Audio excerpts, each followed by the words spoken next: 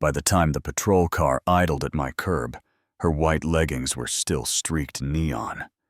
My kitchen counter was buried under pastel HOA letters, and the older officer squinted at the lawn like it might confess. Before I did, he asked if I'd booby-trapped my yard, and I told him no, officer. I defended it. That's the truth I'm standing on, and that's where this whole thing begins for me. I moved to Cedar Grove Ridge for the quiet. The sidewalks, the maples that keep their leaves just long enough to make you feel like time is kind. I'm Mason Reed, first-time homeowner, civil engineer, who labels paint cans and files, receipts. A guy who waves to neighbors and sets his bins back. The second the truck leaves, I'm not looking for a fight. But a fight found me with a visor and perfect white sneakers cutting a diagonal across my corner lot, like my grass was a public hallway. Her name is Cheryl Bishop, president, in a neighborhood that reads bylaws like prayer. She lives 3 houses down. She has hedges trimmed, like they went to private school, and she has a shortcut from her driveway to the cluster mailbox, a line straight through my pansies. The first Saturday I caught it. I stepped onto the porch with coffee and the kind of optimism you reserve for strangers. I said, "Hey, could you use the sidewalk?" I just seeded that patch, and she gave me a look like I was a gnat and said, bright and casual, "It's just grass." Mason's sidewalk's slower. Then she kept going. My pansies lay down like they'd been taxed, and something inside me decided I'd try to be patient, but I wouldn't be a doormat. I bought a cute little sign that said, "Please keep off the grass." A gnome tipping his hat. I planted it right on the diagonal 48 hours later. It was gone. Not knocked, not cracked. Gone. And there it was, face down under lawn clippings in her bin. I stood there with my hand on cold plastic and felt a small, useful bubble in me. Pop, so I put in a low border scalloped wire that says, "Polite boundary, not prison yard." The next morning, Cheryl paused half a beat, lifted one Lululemon leg, and cleared it like a hurdle. The fence became a prop in her cardio, and yeah, that happened. I went. Official emailed the HOA, Paula. Kent, the manager, sent back a letter that sounded like it had been boiled in bland. The association encourages neighborly communication. Please document damages. We do not actively police pedestrian pathways. Translation: handle your trespasser alone. I installed a motion sensor sprinkler. Harmless, a tiny squirt of consequence within 2 days. I had a warning for water nuisance and conservation. And at 6:00 a.m. sharp, Cheryl rapped on my door with a $500 citation for a seasonal yard flag that didn't match the approved palette. She held it like a magician presenting a rabbit. "Rules don't sleep," she said. Visor shining like it had tenure, and I stood there in my t-shirt thinking, "You've got to be kidding me." You know what I mean. I started filming everything. Doorbell cam timestamps like a metronome. 6:02 a.m., 12:13 p.m., 3:14 p.m. My neighbor Ed Thompson, retired mail carrier, with a voice that runs straight as a plumb line, told me he'd seen her cut across. Near Daly, a college friend, Riley Park, who practices civil law, said document, don't harm. If there's notice and refusal, that's trespass. And if an HOA applies rules like a one-way mirror, that's selective enforcement. Make them choose fairness or embarrassment in that last word. Stuck in my mouth like a pebble I couldn't stop tasting. I didn't want to hurt anybody. I didn't want a circus. I wanted a consequence that said, your shortcut has a toll now. Something non-injurious, obvious, washable. Theatrical, and I won't walk you through how I will tell you. I kept it kid-safe, and when I buried that idea under a strip of sod, my heart kicked the inside of my ribs like it wanted out. PM. On schedule. Cheryl angled toward the diagonal like a ship lining up a channel heel. Down the lawn, gave a little sigh, then poof, magenta wrapped her ankle like cotton candy had a temper. She froze, tried to hop. Poof, electric blue took the other leg. The phone clattered across the grass, and she yelped loud enough to wake the cul-de-sac one. Panicked half-step sideways. And poof, lime dusted her calves. She looked at me with eyes wide enough to rent space in Mason. "You attacked me," she screamed.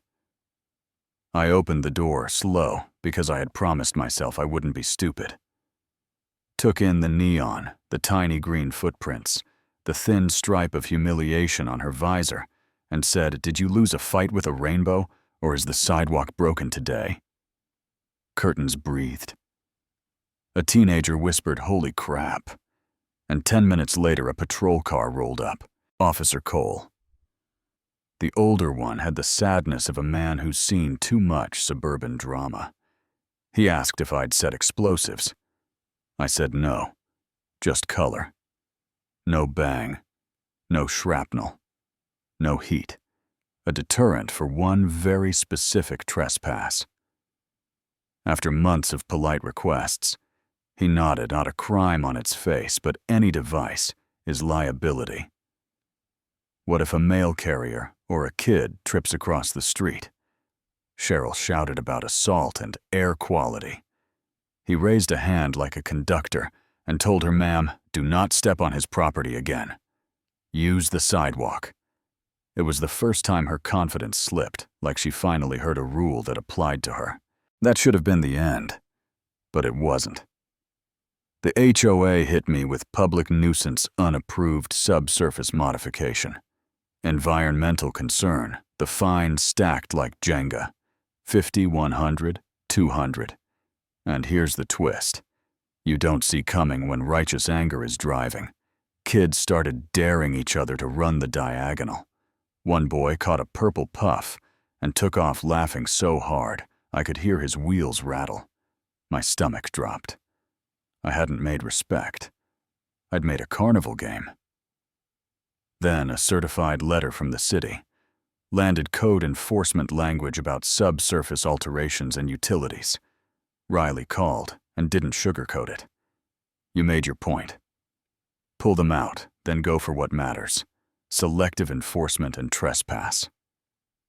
Win the room, not the rumor mill, so." One humid night, I went out with gloves and a contractor bag. Cicadas sawing the dark porch lights blinking sleepy up and down the street. And I undid my theater, lifted each harmless little secret, smoothed the earth, tamped the seams. Back inside, I sent the calmest email of my life to Paula. All experimental sensors removed, no hazardous materials remain. And 2 days later, the board agreed to waive most fines if I signed a promise not to install any unapproved subsurface. Anything. It tasted like foil in my teeth, but I signed. The next morning, Cheryl stood at the edge of my lawn, inspecting the faint scars. She smirked. She didn't step on the grass either. And I realized a quiet truth. Humiliation had closed the shortcut, but the ledger wasn't balanced. My inbox was a history book now. 17 timestamps. After notice my sign in her bin, warnings aimed at me for sprinklers, while her daily trespass rode free. So I filed a formal complaint through Riley, clean and documented. Footage photos Ed's statement, a request for a special meeting with the membership present to consider censure and removal for selective enforcement and conduct unbecoming. The clubhouse smelled like coffee and decision in that night. Folding chairs scraped tile. People who normally waved now held bylaws. Cheryl opened with a speech about disrepute and airspace and children. I plugged in a thumb drive and said, "Play. Clip 1. There, I was in sandals, asking her to use the sidewalk. She kept walking. Clip 2. My gnome sign face down in her bin. Clip 3. The diagonal. 602. 12. 13.3. 14. Over and over. Clip 4. The HOA warning about my sprinkler. 48 hours after her complaint. Clip 5. Officer Cole on my porch, telling her to stop stepping on my property. I didn't shout. I said I'd done something petty, and I'd removed it and signed not to repeat it. But rules had only pointed one way. That's not community standards. That's selective enforcement. Ed stood up and said, in his slow, steady way, he asked her to stop. She didn't. Paula looked at the room and admitted. There were warnings to me. None to her.